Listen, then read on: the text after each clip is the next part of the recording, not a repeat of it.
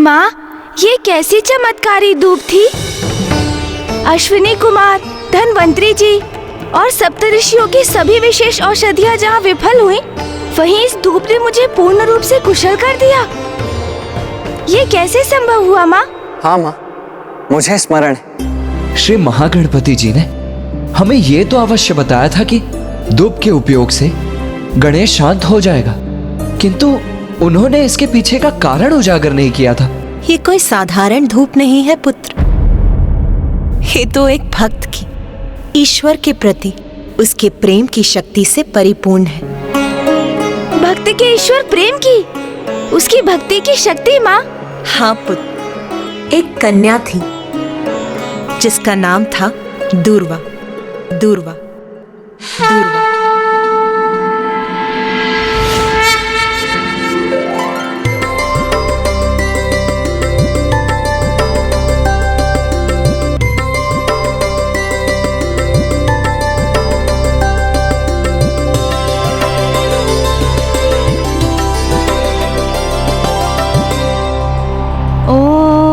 महागणाधिपति नमः। ओम महागणाधिपति नमः। ये कैसा मंत्र उच्चारण है जिसका इतना प्रबल आकर्षण है? महागणाधिपति नमः। ये उस समय की बात है जब गणेश घोर तपस्या में लीन था। तब दूर्वा नाम की वो साधारण ब्राह्मण कन्या संयोग से वहां पहुंची और उसकी दृष्टि गणेश पर पड़ गई। ओम महागणाधिपति नमः। श्री गणेश जी। तब करते गणेश को देखकर उसका मन तो स्वयं ही गणेश की अटूट भक्ति में रम गया।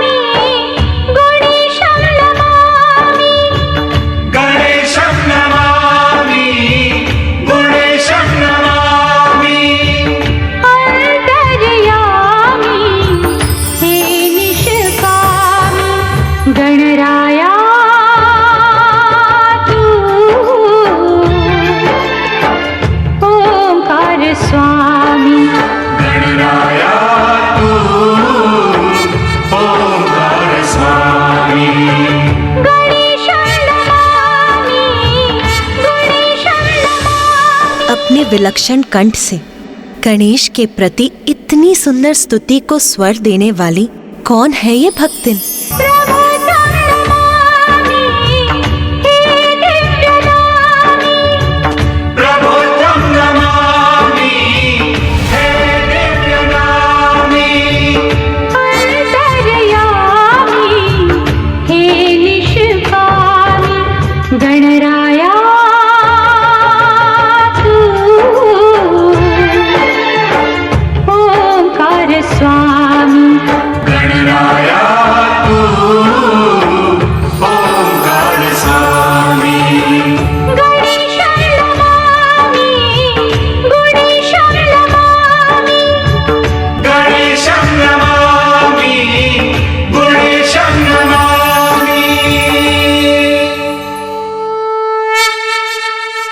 पुत्री दूर्वा,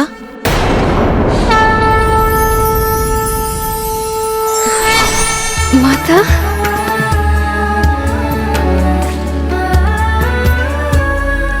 माता। पुत्री दूर्वा, तुम्हारे हृदय में क्या है ये ज्ञात है मुझे। मेरे पुत्र गणेश के प्रति तुम्हारी भक्ति, प्रेम और निष्ठा का भान हो गया है मुझे। माता, श्री गणेश जी के प्रति मेरा प्रेम पूर्ण रूप से पावन है। उनके प्रति मेरी निष्ठा अटूट है माता। मैं तो उन्हें अपने हृदय में उतार चुकी हूँ। मैं तो श्री गणेश जी की भक्ति में लीन होकर पूर्ण रूप से तृप्त हूँ।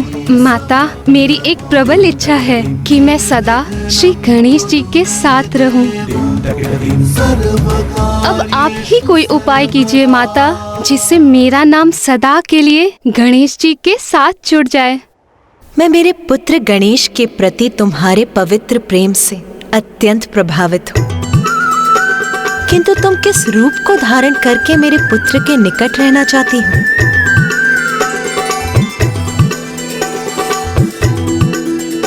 माता, श्री गणेश जी का हृदय तो इतना बड़ा है कि वो तो तुच्छ से तुच्छ वस्तु को भी स्वीकार कर उसे सम्मान देते हैं। इसीलिए माता, आप मुझे तुच्छ धूप का रूप प्रदान कर दीजिए। यदि मेरी भक्ति सच्ची है तो एक ना एक दिवस श्री गणेश जी की दृष्टि मेरे इस तुच्छ रूप पर भी अवश्य पड़ेगी और मेरा नाम सदा के लिए श्री गणेश जी से जुड़ जाएगा। तथास्तु, तथास्तु, तथास्तु।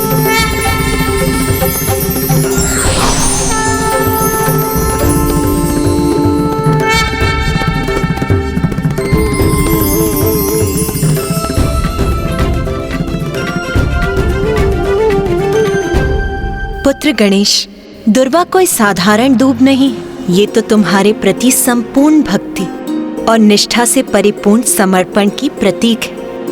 इसीलिए वो तुम्हें शांत करने में सफल हुई। सत्य है माता, ये दूर्वा तो वास्तव में विलक्षण है। इसकी एक ही जड़ से कितनी अनेक शाखाओं का विस्तार होता है, जो इसका प्रतीक है कि एक ही परम ब्रह्म ईश्वर अनेकों स्वरूप धारण कर अपने भक्तों को सुख और शांति प्रदान करते हैं। और एक ही परम ब्रह्म के उत्पन्न ऊर्जा से ही संपूर्ण जीवन का विस्तार है। वही समस्त जीवों के जीवन का आधार है। सत्य है पुत्र, किंतु मात्र इतना ही नहीं, दुर्वा की तो एक और विशेषता है। दुर्वा को जड़ से उखाड़ देने पर अन्य वनस्पतियों के समान ये भी सूख जाती है, किंतु सूखी दुर्वा को यदि मिट्टी में रोप दिया जाए तो ये पुनः हरी भरी भी हो जाती है। तो माता, ये दुर्वा धूप तो बहुत गुणी है। परम ब्रह्म ईश्वर के समान ये भी अनश्वर है। इसलिए आज से ये दुर्वा धूप मेरे लिए अत्यंत प्रिय होगी और मैं प्रतिदिन दुर्वा का सेवन भी करूंगा माँ। और मैं ये भी घोषणा करता हूँ कि जो भी भक्त मुझे भक्ति भाव से दुर्वा समर्पित करेगा, मैं उसकी मनोकामना अवश्य पूर्ण करूंगा। मैं उसकी मनोकामना अवश्य पूर्ण करूंगा।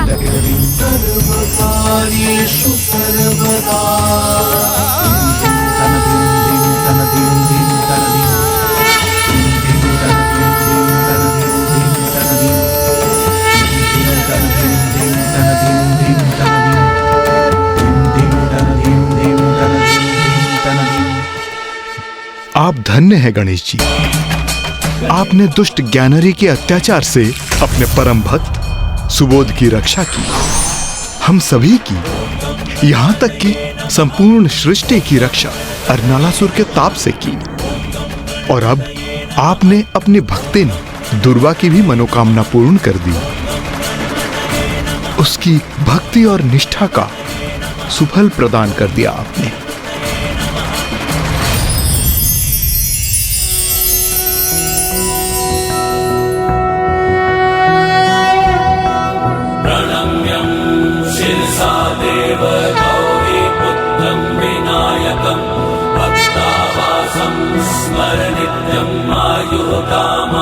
सिद्धये प्रथमं वक्रतुण्डं च एकदन्तं द्वितीयकं तृतीयं कृष्णं पिङ्गाक्षं गजवक्त्रं चतुर्थकं लम्बोदरं पञ्चमं च षष्ठं विकटमेव च सप्तमं विघ्नराजेन्द्रं धूम्रवर्ण तथाष्टकं नवमं बालचन्द्रं च दशमं तु विनायकम् एकादशं गणपतिं द्वादशं तु गजाननं द्वादशैतानि नामानि त्रिसङ्ख्ययः पठेन्नरः विघ्नभयं तस्य सर्वसिद्धिकरं प्रभो।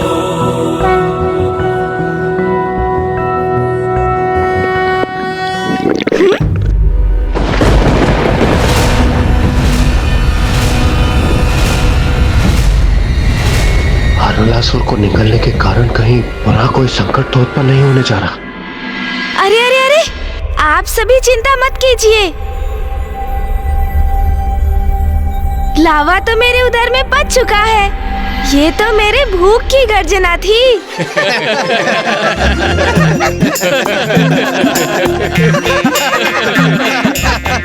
माँ, बहुत भूख लगी है और यहाँ का कार्य भी तो संपन्न हो चुका है। अभी हम कैलाश चलकर भोजन करें क्या माँ? अवश्य पुत्र।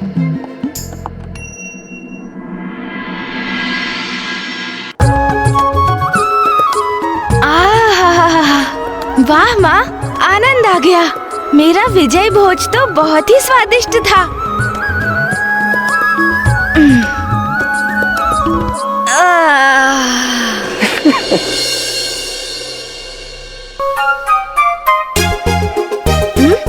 भोजन के पश्चात निद्रा मग्न होना उचित नहीं। अभी तो टहलना चाहिए। चिंता मत कीजिए भैया, स्मरण है मुझे। भोजन के बाद निद्रा में लीन नहीं हो सकता मैं तो टहलने ही जा रहा हूँ। उचित है।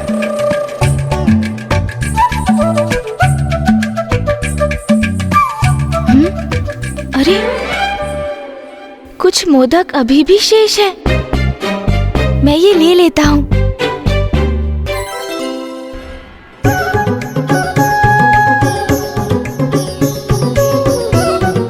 चिंता मत कीजिए भैया, भ्रमण करते करते मैं इन मोदकों को खाऊंगा।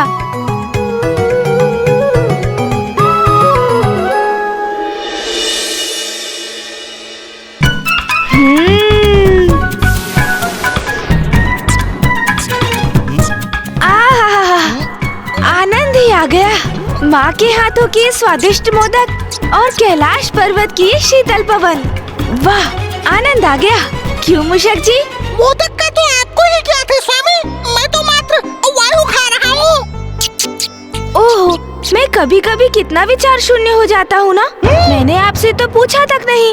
आहा, तो प्रभु को स्मरण हुई है कि मोदक मुझे भी प्रिय है, किंतु अभी तक प्रभु ने पूछा ही नहीं। कोई बात नहीं प्रभु, तो आप पूछ लीजिए। मुझे खेद है मूषक जी, आपको इतनी भारी टोकरी उठानी पड़ी।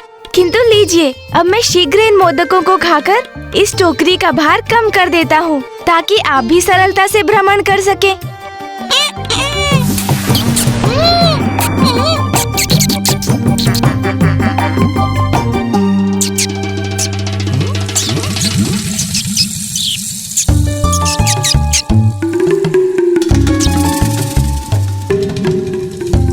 अरे मूषक जी, ये क्या? हम टहलते टहलते कैलाश के उपवन से इतना दूर निकल आए हैं कि हमें ध्यान भी नहीं रहा कि कब हम इस सघन वन में प्रवेश कर गए। तो चलिए प्रभु, हम लौट ही चलते हैं ना। अरे मूषक जी, लौटने की ऐसी भी क्या शीघ्रता है? वैसे भी अब और मोदक कहाँ शेष है, तो थोड़ा विश्राम कर ही लेते हैं। उस वृक्ष की छांव तो बहुत ही लुभावनी और सुखद प्रतीत हो रही है मूषक जी। वैसे भी तो इतना टहल चुका हूँ मैं। अब कैलाश तो मैं आप पर ही आरूढ़ होकर जाऊंगा।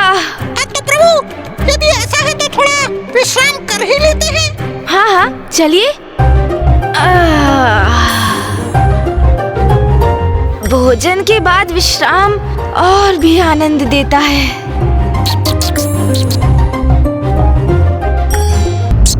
प्रभु, विश्राम अवस्था में आप कुछ कथा ही सुना दीजिए ना मुझे, जो बहुत ही रुचिकर हो और मेरा मनोरंजन भी हो जाए प्रभु। हाँ हाँ, क्यों नहीं। किंतु कहीं भूत प्रेत की कथा सुनकर आप भयभीत तो नहीं हो जाएंगे ना मूषक जी? अरे कहाँ प्रभु, आपके लिए इतने भयानक असुरों का सामना किया है, तो मात्र एक कथा मुझे कहाँ भयभीत कर सकेगी? सुनाइए। अच्छा, तो एक बार एक व्यक्ति अपने नगर से किसी अन्य नगर जा रहा था, किंतु मार्ग में इसी प्रकार का सघन वन था। ऐसा ही वन प्रभु? हाँ मूषक जी, हाँ ऐसा ही, पूर्ण रूप से ऐसा ही निर्जन वन, जहाँ दूर दूर तक कोई नहीं था, कोई वन्य पशु भी नहीं। कोई भी नहीं? किंतु क्यों प्रभु? क्योंकि मूषक जी वो वन शापित था। शापित? हाँ हाँ मूषक जी, शापित। आप तो ऐसे सहम गए हैं कि आप मेरी कथा से भयभीत हो रहे हैं मूषक जी। नहीं नहीं नहीं प्रभु, मैं और भयभीत नहीं, आप कथा सुनाइए ना, मैं तो सुन रहा हूँ। अच्छा तो फिर सुनिए। फिर मार्ग में उस व्यक्ति को अत्यधिक प्यास का अनुभव हुआ, किंतु निकट में जल का कोई स्रोत नहीं था, और अब वो इतना व्याकुल हो गया कि वो जल को इधर तो कभी उधर इधर उधर ढूंढने लगा। और फिर अकस्मात क्या हुआ अचानक प्रभु? और फिर अचानक उसे एक आहट सुनाई दी। कैसी आहट प्रभु? जैसे सूखे पत्तों पर चर पर करते हुए किसी के पांव उसकी ओर बढ़े आ रहे हों, जैसे कोई निकट बढ़ता ही चला रहा हो।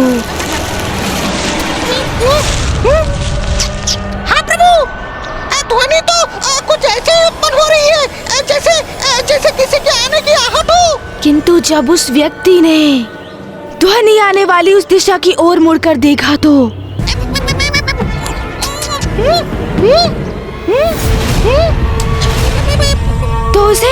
उसे कुछ भी दिखाई नहीं दिया। फिर क्या हुआ प्रभु? मूषक जी, उसे दिखाई कोई नहीं दे रहा था, किंतु आहट सुनाई दे रही थी, और वो पदचाप निरंतर उसके निकट आती जा रही थी। और तभी जैसे जलते केशों की गंध उसकी नासिका में पड़ी। जलते हुए केशों की गंध? हाँ, जब भूत पिशाच निकट आते हैं तो ऐसी ही गंध आती है मूषक जी। और तभी क्या हुआ प्रभु? और तभी उस व्यक्ति को वहाँ भूमि पर पांव के चिन्ह दिखाई दिए। किंतु विचित्र बात ये थी कि एक पांव का चिन्ह सीधा था और दूसरा उल्टा मूषक जी। क्या प्रभु? एक सीधा एक उल्टा? अच्छा समझ गया, वो दो व्यक्ति होंगे जिन दोनों का संयोगवश एक ही गांव होगा। उनमें से एक जा रहा होगा और दूसरा आ रहा होगा। नहीं मूषक जी, दोनों पांव और उनके चिन्ह एक ही व्यक्ति के थे। ये कैसे संभव है प्रभु? संभव है मूषक जी, अवश्य संभव है, क्योंकि भूत पिशाच का एक पांव सीधा होता है तो एक पांव उल्टा। ओह, अच्छा, तो फिर प्रभु? और फिर अचानक से वायु का तीव्र प्रवाह उत्पन्न हुआ।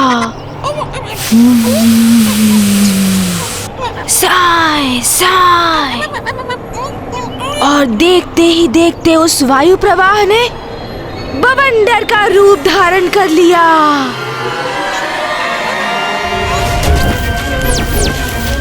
ठीक उसी प्रकार जैसे एक भूत पिशाच किसी पर आक्रमण करने वाले होते हैं, तो वो बवंडर का रूप धारण करते हैं। और तभी उस व्यक्ति को बवंडर से हंसी का स्वर सुनाई देता है।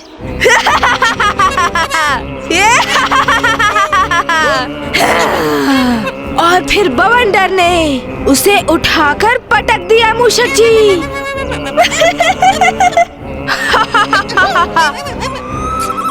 और पुनः हंसी का स्वर सुनाई देने लगा। कोई तो उस विचित्र स्वर में कह रहा था, मैं भूत हूँ। मैं पिशाच हूँ, मैं तुम्हारे प्राण हर लूंगा।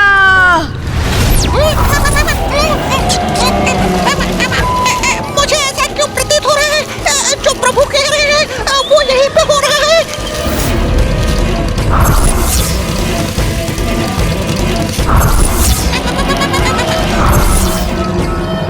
प्रभु उसके बाद क्या हुआ? कोई तो उस विचित्र स्वर में कह रहा था, मैं भूत हूँ, मैं पिशाच हूँ, मैं तुम्हारे प्राण हर लूंगा, मैं भूत हूँ।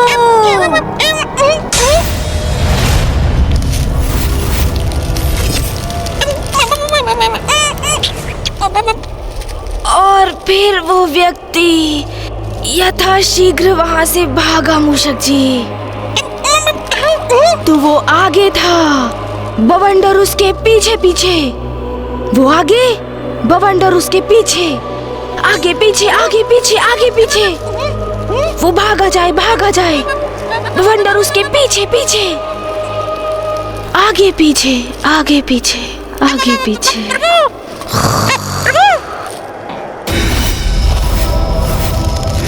मुझे ऐसा क्यों प्रतीत हो रहा है जैसे कोई पूरी शक्ति उपस्थित है यहाँ। मुझे प्रभु को बताना होगा।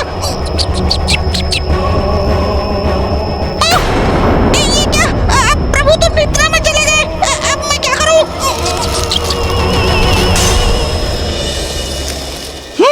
अब सब कुछ शांत हो गया। अब मुझे कदाचित भयभीत नहीं होना चाहिए। प्रतीत होता है वो मेरा भ्रम था, किंतु प्रभु से मुझे वो भूत पिशाच की कथा नहीं सुननी चाहिए थी। कोई बात नहीं, अब मैं भी थोड़ा विश्राम कर ही लेता हूँ।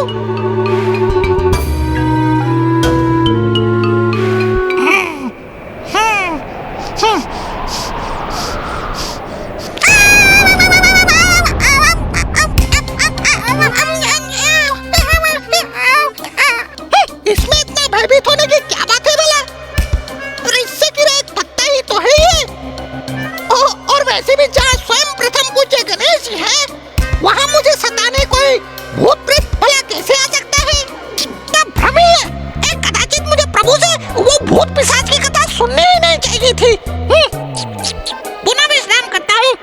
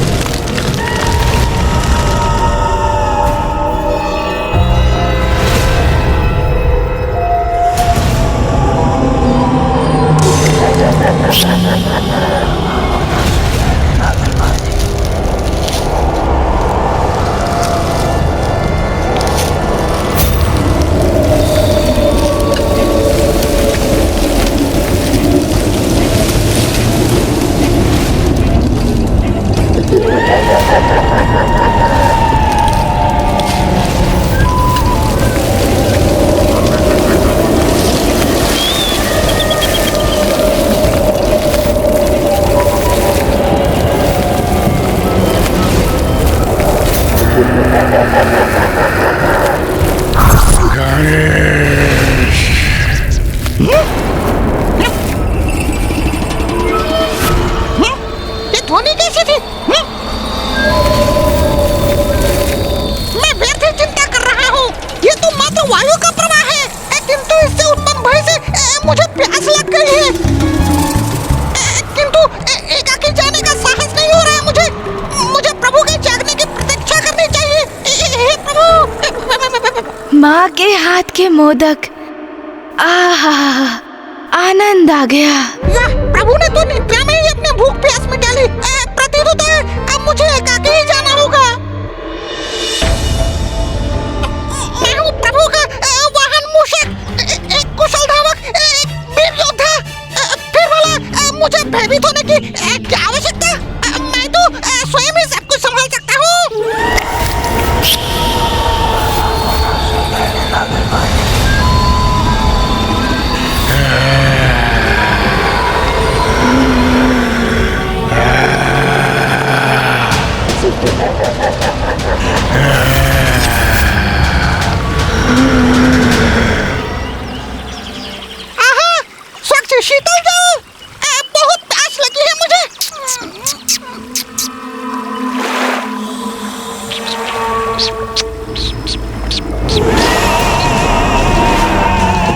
ये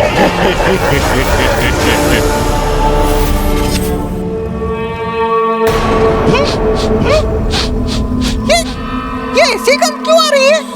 जैसे निकट कहीं किसी वस्तु का दहन हो रहा हो।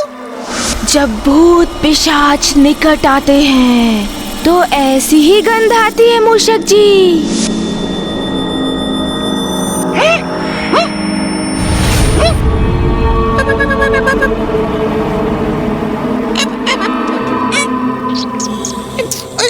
ये क्या हो गया है मुझे? मुझे अपनी इस कल्पनाशीलता को विश्राम देना चाहिए।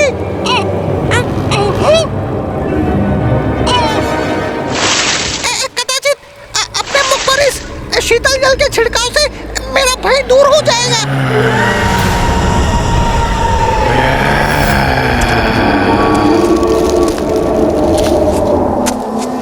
जैसे प्रभु की कथा में हुआ था वैसा ही यहाँ भी हो रहा है क्या?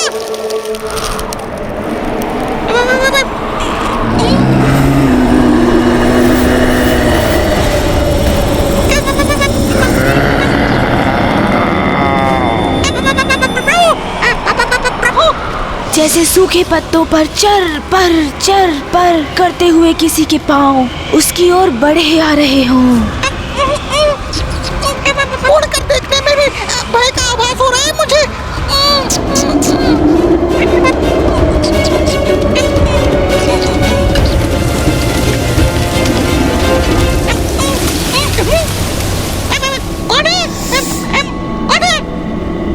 कोई नहीं, मुझे शीघ्र प्रभु के निकट पहुंच जाना चाहिए। वहीं सुरक्षित रहूंगा मैं।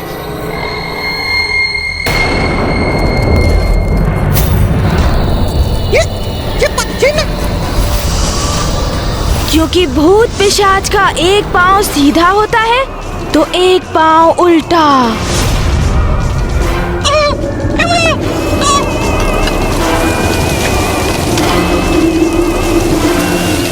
और फिर अचानक से वायु का तीव्र प्रवाह उत्पन्न हुआ। ये तो वही हो रहा है जैसे प्रभु की कथा में हो रहा था। और देखते ही देखते उस वायु प्रवाह ने बवंडर का रूप धारण कर लिया।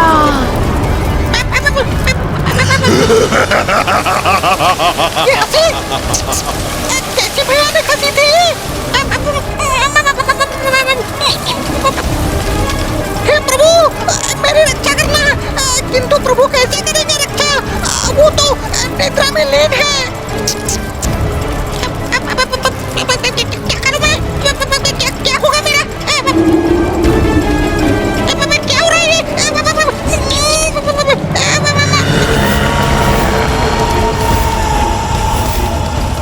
कहीं हो सकता प्राण संकट में तो नहीं?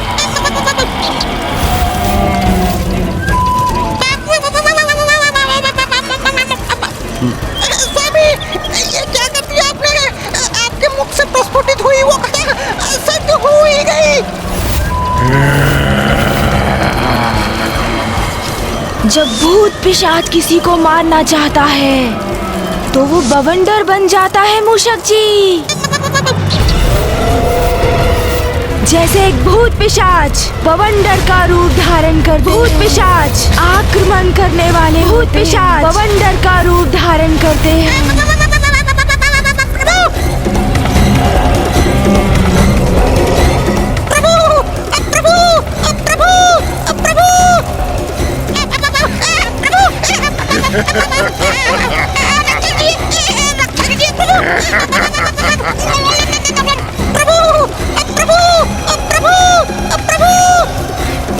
ये बवंडर तो मेरा पीछा ही कर रहा है, जैसे मेरा आंधी करना चाहता हूँ। कहाँ भागोगे तुम? मैं तुम्हें पकड़ ही लूंगा।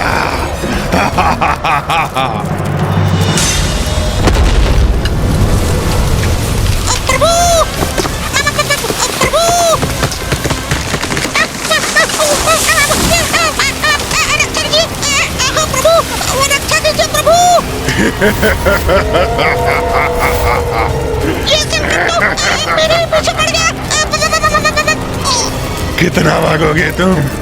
मैं पकड़ ही लूंगा तुम्हें। आज तो मूषक गए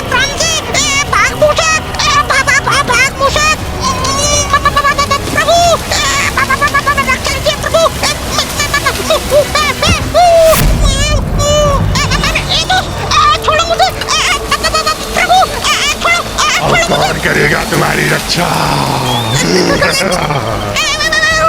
कौन हो तुम?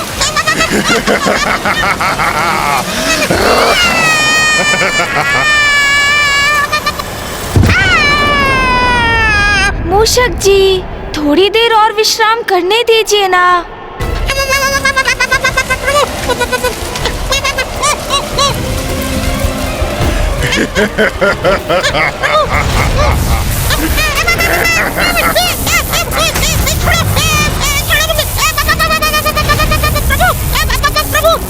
क्या तुम्हें याद नहीं मैं कौन हूँ? मैं मूषक हूँ, प्रथम पूज्य गणेश जी का वाहन। यदि उन्हें आभास हो गया ना कि तुम मुझे सता रहे हो, तो वो तुम्हें कदापि नहीं छोड़ेंगे। छोड़ो मुझे।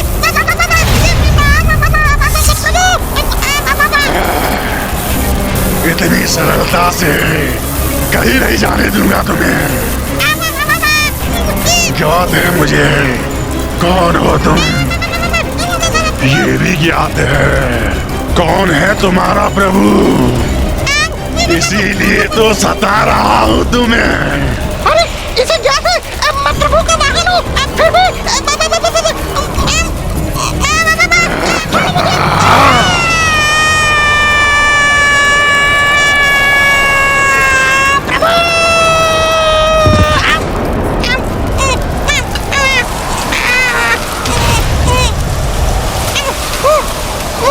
मूषक, पेड़ की शाखा को छोड़ो और नीचे आओ।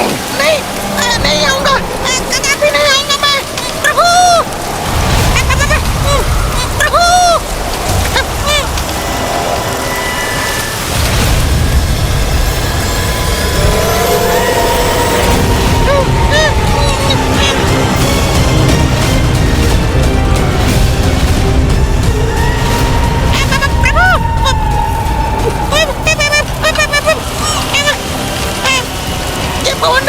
सब कुछ निकलता हुआ मेरी ओर ही बढ़ रहा है।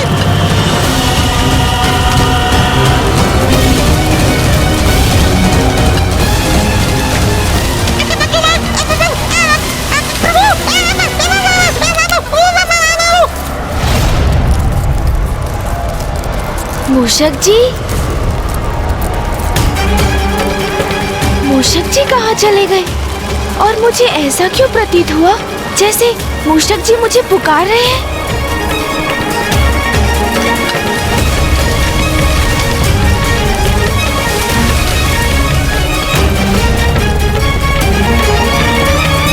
ना कोई वायु प्रवाह और ना कोई कारण, तो ये वृक्ष इस प्रकार क्यों झूल रहे हैं? कुछ तो है जो उचित नहीं। मुझे चिंता हो रही है। मुझे मूषक जी को अभी ढूंढना होगा।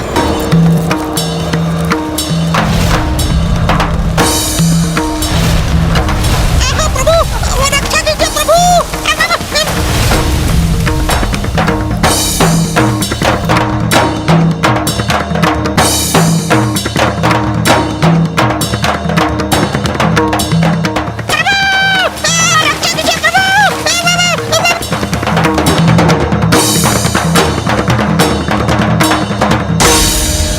इतना विनाश, जैसे कि प्रकृति तो तहस नहस ही हो गई है। ऐसा क्यों प्रतीत हो रहा है जैसे कि यहाँ पर कोई भीषण बवंडर उत्पन्न होकर सर्वनाश कर गया है। मुझे मूषक जी को ढूंढना होगा। मूषक जी, मूषक जी, मूषक जी, कहाँ हैं आप?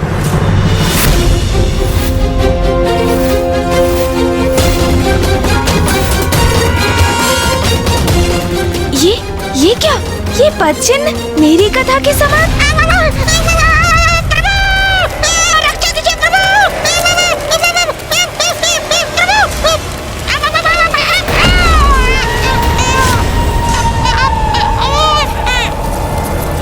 प्रभु रक्षा कीजिए, प्रभु रक्षा कीजिए।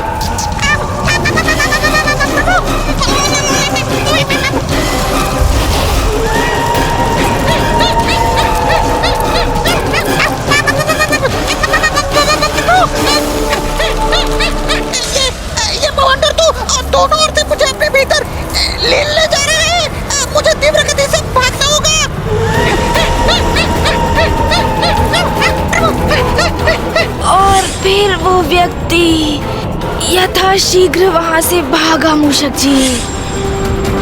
तो वो आगे था, बवंडर उसके पीछे पीछे। वो आगे, बवंडर उसके पीछे। प्रभु, आप कहाँ हैं प्रभु? इस बवंडर से कैसे अपनी रक्षा करूँ अब मैं? रुको, कहाँ भाग रहे हो तुम? भागो मूषक!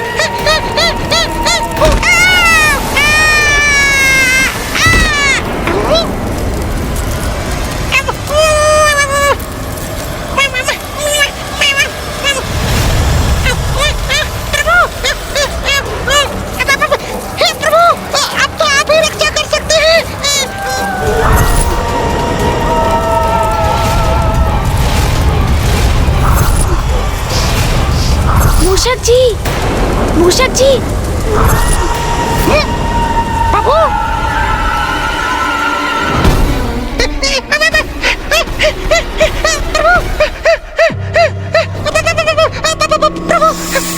मूषक जी, आप भी ना इतने भावुक क्यों हो रहे हैं आप वहाँ से यहाँ क्यों चले आए?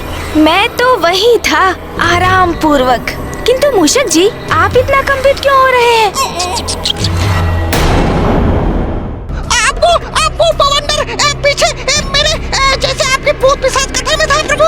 वो मेरे पीछे मैंने देखा, भूत पिशाच को देखा मैंने। मेरा अंत करने का प्रयास कर रहा था प्रभु। मूषक जी, मुझे ज्ञात है कोई तो भूत पिशाच अवश्य है जो आपको सता रहा है, और इसका आभास मुझे भी हुआ है मूषक जी।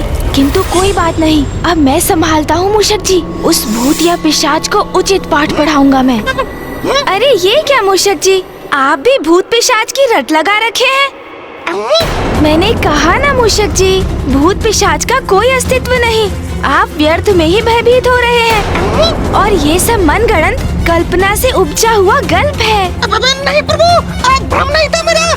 कोई तो भूत पिशाच अवश्य था। किंतु मुझे तो नहीं हुआ, तो मैं कैसे स्वीकार कर लूं कि भूत पिशाच का कोई अस्तित्व है मूषक जी? मैंने उस विशाल बवंडर के भीतर उसकी छवि भी देखी थी प्रभु। मेरा विश्वास कीजिए। पिशाच मनगढ़ंत है, कल्पना से उपजे कल्प है। अच्छा, मैं अब तुम्हें आभास करवा देता हूँ कि भूत पिशाच क्या कर सकते हैं।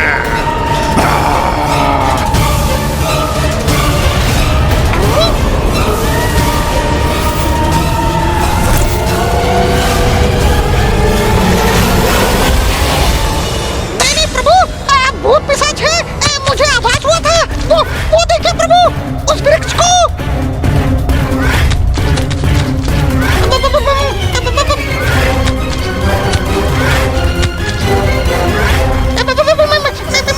ये क्या हो रहा है? देखा प्रभु, ये सब उस भूत पिशाच का ही किया जा रहा है।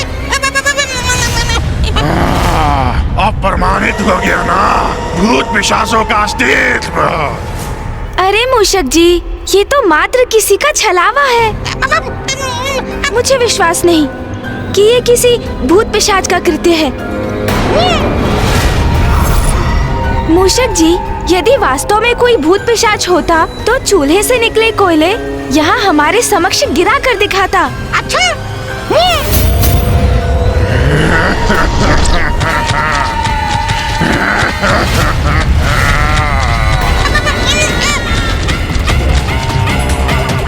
ये देखिए प्रभु, ये देखिए। अब तो विश्वास हो गया ना आपको प्रभु? भूत नहीं किया ये। यदि सत्य में कोई भूत पिशाच है तो उसके द्वारा चूल्हे से निकले कोयले को पुनः लुप्त करके दिखाए, तभी मैं मानूंगा।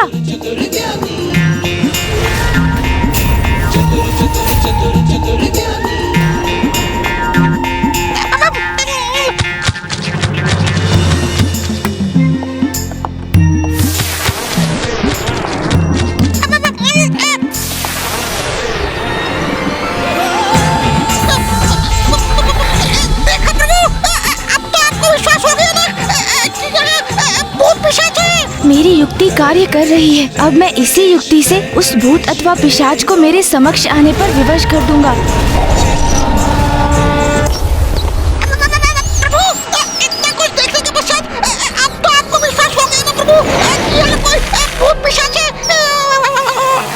अभी भी संदेह है मूषक जी, ये किसी भूत पिशाच का कृत्य नहीं है। मूषक जी, जैसे चूल्हे से निकले कोयले पूर्व में अकस्मात आए थे, वैसे ही लुप्त भी हो गए।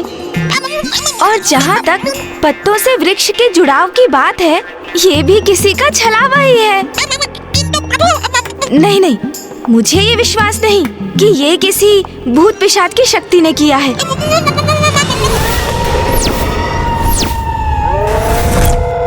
यदि सत्य में ही कोई भूत पिशाच है तो वो उस वृक्ष के मध्य में से, उस नन्ही छिद्र से चट्टान निकाल कर दिखाए। वो छिद्र, क्या कह रहे हैं प्रभु? इतने नन्हे से छिद्र से इतना विशाल छत्ता कैसे?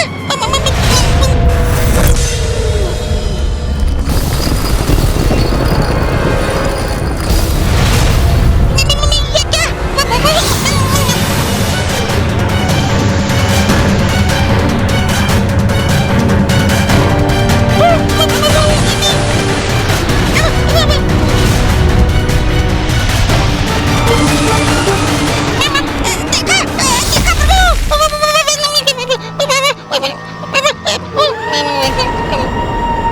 अब तो स्वीकार कर लीजिए प्रभु, ये भूत पिशाच से ही संभव है, और कोई असाधारण कृत्य को कैसे संभव कर सकता है भला? प्रभु,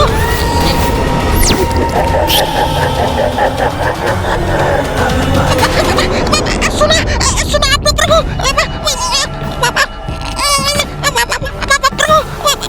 अब समय आ गया है उस पिशाच को बंदी बनाकर उसकी सत्यता जानने का।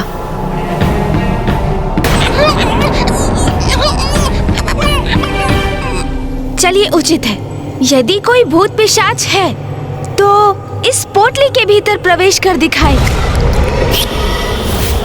उसके पोटली में समाते ही ये पोटली फूल जाएगी मूषक जी। हाँ, फिर मैं भी मान लूंगा। वो आएगा प्रभु, देख लीजिएगा।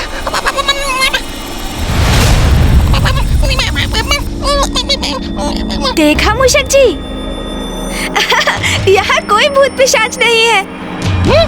कोई नहीं? मैंने कहा था ना, ये मात्र भ्रम है। अभी प्रमाणित कर देता हूँ।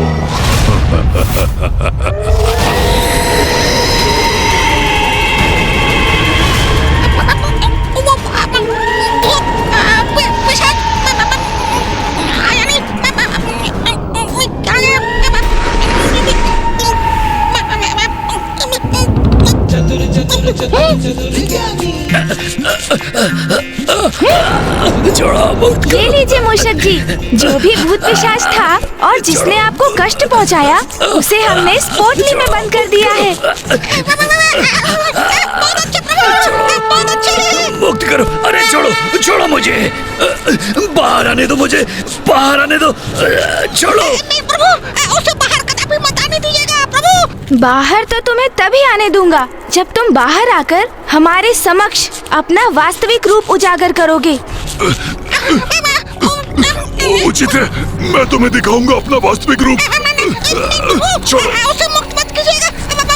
हम किसी भूत पिशाच का कथन कैसे स्वीकार कर लें प्रभु? भूत नहीं, पिशाच हूँ मैं, और पिशाच अपना वचन अवश्य निभाते हैं।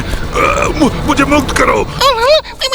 ये जो भी है सर्वथा उचित कह रहा है मूषक जी, क्योंकि भूत पिशाच अपना वचन अवश्य निभाते हैं। निभाते हैं, इसलिए मैं इसे मुक्त करता हूँ। अब सब आपके ऊपर है प्रभु।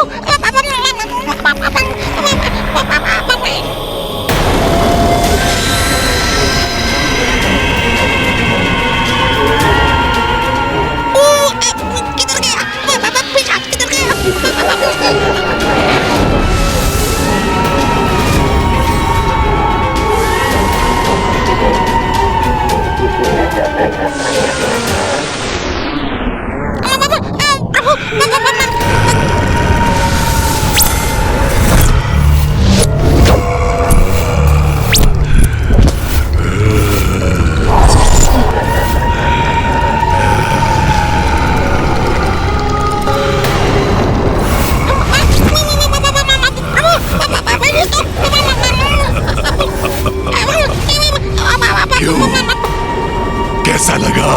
मेरा ये वास्तविक स्वरूप।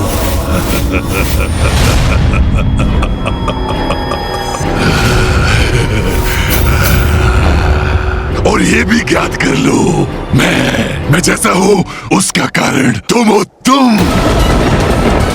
तुमने ही मुझे इस भयंकर कुरूप स्वरूप में परिवर्तित किया है। मैंने? वो कैसे? रुक जाओ दुष्ट! कुमार कार्तिकेय जी! भैया यहाँ और इतने क्रोध में?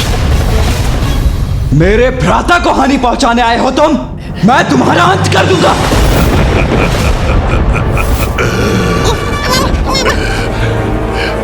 ये क्या कर रहे हैं भैया? ये पिशाच अपनी अवस्था के लिए पूर्व में ही मुझे उत्तरदायी मान रहा है और अब भैया इस पर आक्रमण करने जा रहे हैं।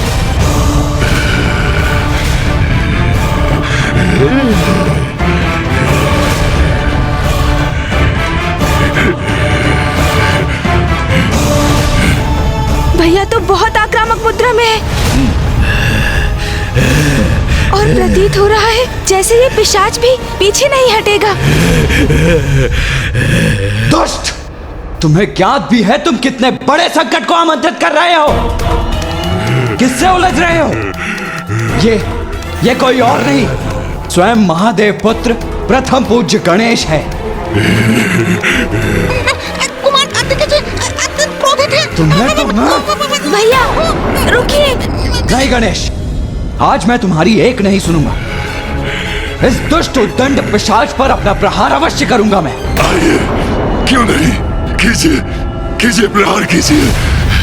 आप भी मेरा वध कर दीजिए जैसे पूर्व में आपके भ्राता ने किया था। उसी प्रकार आप भी मेरा अंत करने का आनंद लीजिए, आनंद लीजिए।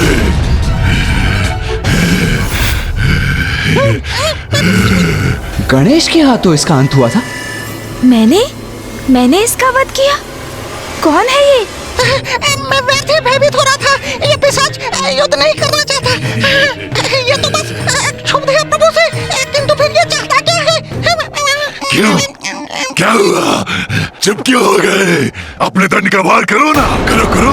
यही शेष रह गया था, ये भी पूरा कर लीजिए आप। मुझे भली भांति ज्ञात है गणेश जी कौन है और कितने सम्मानीय हैं। मुझे पुनः उनके समक्ष आने के लिए बहुत साहस जुटाना पड़ा।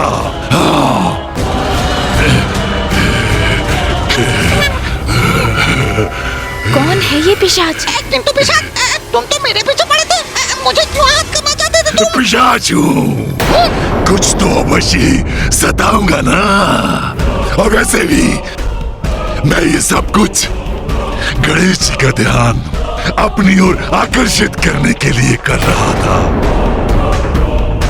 वैसे तो ये भी सत्य है, तुम अत्यंत स्वादिष्ट प्रतीत होते हो।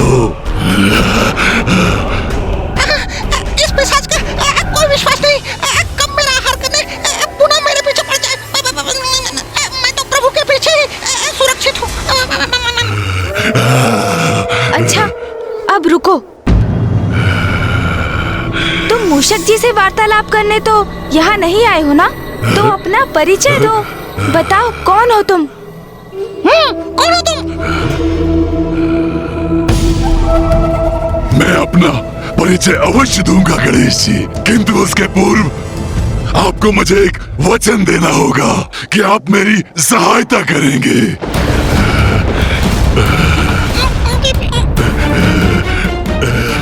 गणेश, हमें सचेत रहना चाहिए।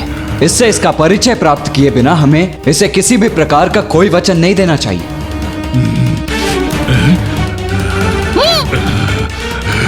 भैया, मुझसे सहायता प्राप्त करना यदि इसके लिए आवश्यक नहीं होता तो ये इस प्रकार यहाँ आकर मुझसे सहायता की गुहार नहीं लगाता भैया। और फिर ये जो भी है यहाँ मेरे शरणार्थी के रूप में आया है और जो हमारी शरण में आकर हमसे सहायता मांगते हैं उनका सहायक बनना तो हमारा धर्म और कर्तव्य है ना भैया।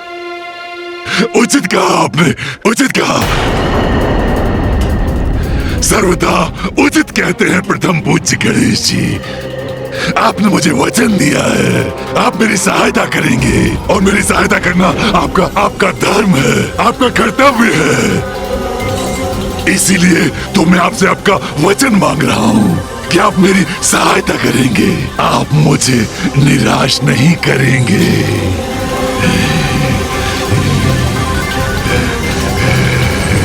यदि तुम मुझे अपना उचित परिचय दोगे तो मैं वचन देता हूँ, मैं तुम्हारी सहायता करने से कदापि पीछे नहीं हटूंगा। ये मेरा वचन है। उचित है फिर। आप मुझे मेरे इस रूप में पहचानने में असमर्थ हैं। मैं ज्ञानी हूँ, ज्ञानी, ज्ञानी, ज्ञानी। ज्ञानारी? आपने मेरा वध किया था।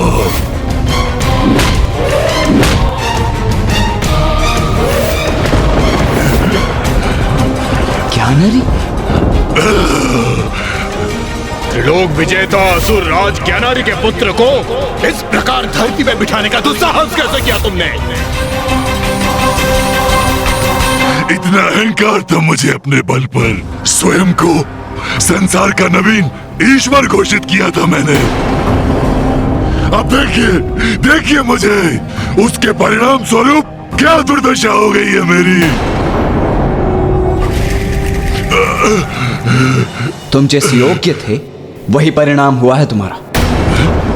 अपने पापों के कारण ही ऐसी अवस्था हुई है तुम्हारी। उसके लिए तुम गणेश को दोष नहीं दे सकते। मैं कहाँ गणेश जी को दोष दे रहा हूँ कुमार कार्तिकेय। मैं तो मात्र इतना कह रहा हूँ कि गणेश जी ने मेरा वध किया और मेरे दुष्कर्मों के कारण मेरे पुत्र ने मेरे अंत के पश्चात मेरा अंतिम संस्कार और श्राद्ध नहीं किया।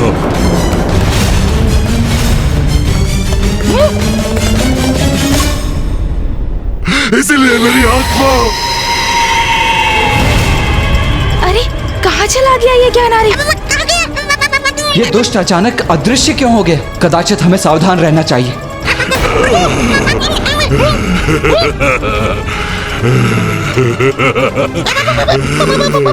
ये मेरी आत्मा, तभी से मेरी आत्मा।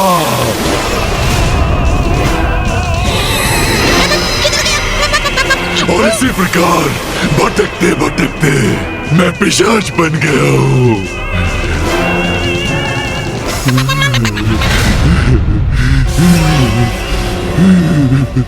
किंतु तुम्हारी इस अवस्था में गणेश कोई सुधार कैसे ला सकता है? मेरा वध? मेरा वध? वो प्रथम पूज्य है, वो अवश्य कुछ कर सकते हैं। वो जब तक ऐसा नहीं करेंगे मैं नहीं जाऊंगा यहाँ से। आप दोनों के निकट भटकता रहूंगा। ये कैसा विचित्र संकट बनकर हमारे पीछे पड़ गया है? संकट नहीं कुमार कार्तिकेय, पिशाच, बस वही आपके पीछे पड़ा है। तुम्हें चिंता करने की कोई आवश्यकता नहीं है ज्ञानारी। मैंने तुम्हें सहायता का वचन दिया था तो वो मैं अवश्य पूर्ण करूंगा। किंतु अभी कब करेंगे? हाँ?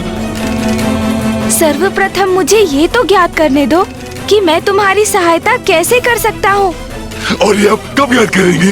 अभी ना, अभी ना। भैया, क्या ये ज्ञानारी सत्य कह रहा है?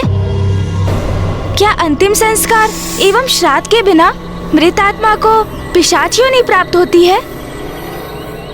हाँ गणेश, किंतु ऐसा मात्र उन आत्माओं के साथ होता है जिन्होंने अपने जीवन काल में अनेकों पाप कर्म किए हों। जो व्यक्ति अपना संपूर्ण जीवन ईश्वर की निंदा में व्यतीत करता है। मूर्ख बालक, मैं अभी तुम्हारे इस विश्वास को खंडित कर देता हूँ। स्वयं से दुर्बल जीवों पर अत्याचार करता है।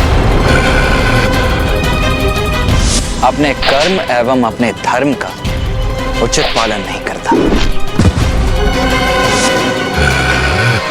चौर्य कर्म करता है, असत्य वचन बोलता है, स्वयं के चरित्र के पतन का उत्तरदायी होने के साथ साथ वो अन्य सभी के साथ भी दुराचार का व्यवहार करता है। उसका यदि अंतिम संस्कार उचित प्रकार से ना हो, पूर्ण विधि विधान से उसका श्राद्ध न किया जाए, तो उसकी मृत आत्मा भटककर भूत, पिशाच, ब्रह्म, राक्षस आदि में परिवर्तित हो जाती है। अब तो आपको कुमार कार्तिकेय के इन वचनों से सब कुछ स्पष्ट हो गया प्रभु। अब मुझे शीघ्र मुझे मुक्ति दिलाइए। मैं आपका शरणागत हूँ प्रभु। मुझे दिया वचन पूर्ण कीजिए प्रभु, पूर्ण कीजिए अपना वचन प्रभु। ज्ञानरी, यदि तुमने पूर्व में ही गणेश की प्रभुता को स्वीकार कर उसकी शरणागत हो गए होते, तो आज तुम्हें इतने कठिन समय का सामना नहीं करना पड़ता। भैया, ये पिशाच योनि में क्यों है, ये तो मुझे स्पष्ट हो गया है, किंतु अब ज्ञानारी को मुक्ति कैसे प्राप्त होगी, उसका भी तो उपाय सुझाइए।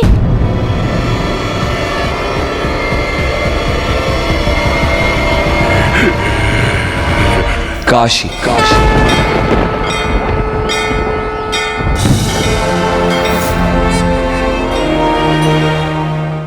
एकमात्र काशी ही वो पुण्य स्थली है जहां ये संभव है।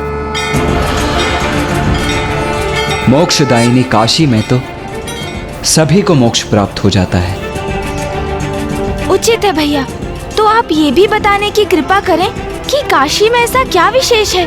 काशी वो धर्म स्थली है जो पिता श्री महादेव को सर्वाधिक प्रिय है।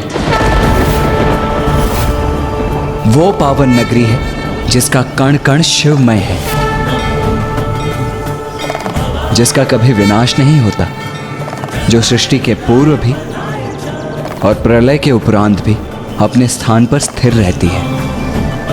वो काशी जिसकी रचना तो स्वयं पिता श्री महादेव एवं मां आदि शक्ति ने की है। स्मरण करो गणेश, माता श्री महाकाली ने स्वयं अपने श्रीमुख से हम सभी को ये कथा सुनाई थी। ये उस समय की बात है जब प्रलय के पश्चात संसार में कुछ भी शेष नहीं रहा था।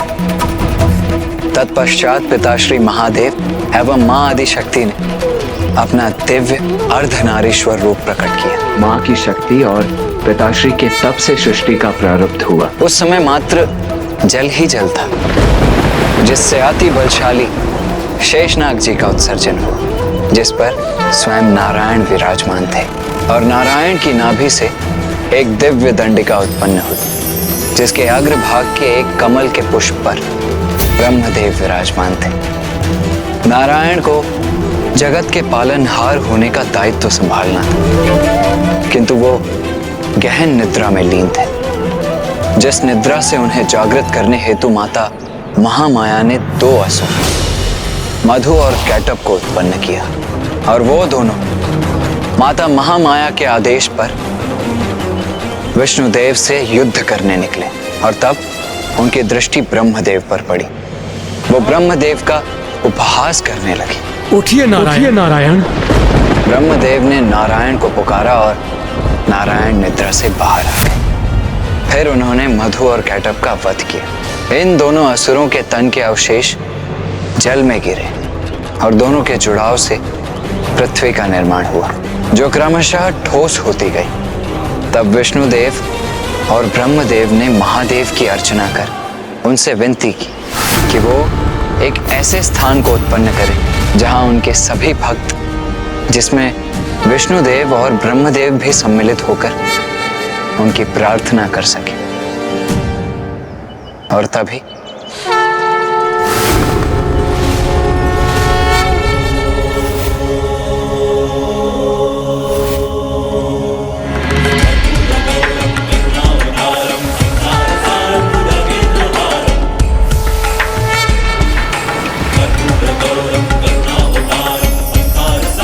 और इस प्रकार महादेव ने काशी को उत्पन्न किया, जो महादेव के संपूर्ण तेजों का सारभूत है, अर्थात स्वयं महादेव का ही स्वरूप है। तो भैया, क्या काशी जाकर इस पिशाच की मुक्ति संभव हो जाएगी? हाँ गणेश,